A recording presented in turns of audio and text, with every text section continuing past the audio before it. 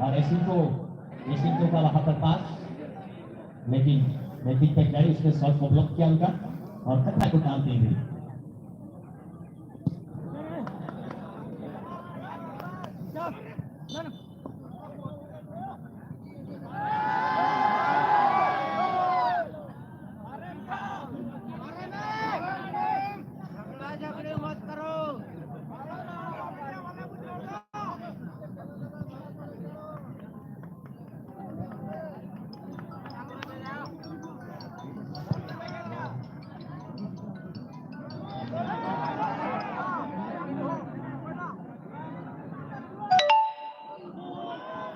और ये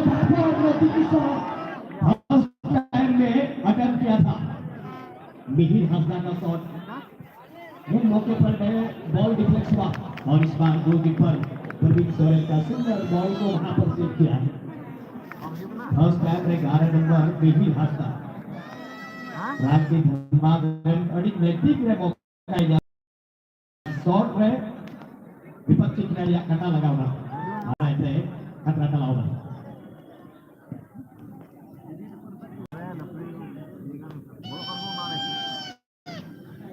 dan mati Mihir